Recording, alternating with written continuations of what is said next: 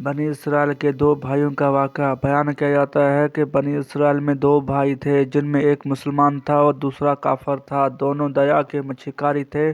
काफर बुत को सजदा करता था, मगर जब मछलियों की जाल तैयार किया जाता तो उसमें ढेरों मछलियाँ आ जाती थी। इसको खींचना भी इसके लिए मुश्किल हो जाता। मगर मुसलमान की जाल में सिर्फ एक ही मछली आती थी और इस पर के साथ खुदा का शुक्र था।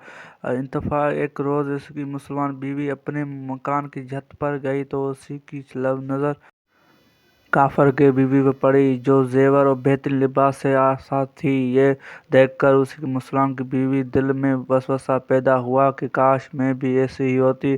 तो काफर की बीवी बोली तो अपने शोहर को इस पर आमादा कर ले, वो भी मेरे शोहर के महबूब यानी बुत को इबादत किया करे, ताकि तू भी मेरी तरह मालदार हो जाए। ये सुनकर मुसलमान भाई की बीवी कुछ गमज़दा सी होकर नीचे आई, और जब उसका शौहर घर आया तो उसी ने बीवी का हाल मुतवक्किया देखकर दरियाफ्त किया, आखिर क्या बात है जिससे तू कदर गमज़दा मालूम होती है। तो वो कहने लगी, बस मियाँ, या तो तुम मुझे तलाक दे दो या अपने भाई के महबूब की इबादत शुरू कर दो। यह सुनकर उसकी शौहर ने कहा, खुदा की बंदी, तू खुदा से नहीं डरती? ईमान की दौलत मिलने के बाद ये कुफर की बातें करती है। तो औरत बोली, बस मुझे ये अब ज़्यादा बातें न बनाओ, मैं भी दूसरी औरतों की तरह अच्छा लिबास और अच्छी ज़ेवरात पहनना चाहती हूँ।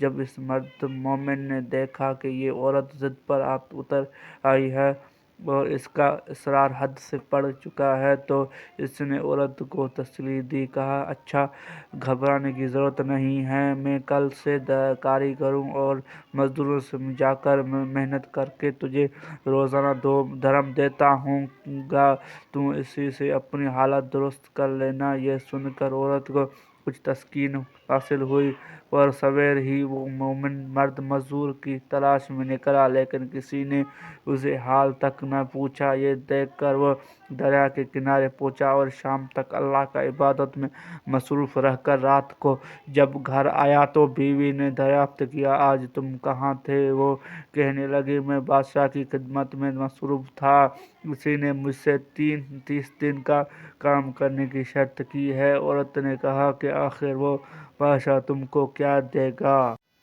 तो उसने जवाब दिया, मेरा बादशाह बड़ा करीम है और उसकी खजाने माल दौलत से भरे हुए हैं, जो वो मुझे वो देगा जो मैं चाहूँगा। चनाचे उस तरह बराबर वो अपनी महबूब और हक की इबादत में मसरूफ़ रहा।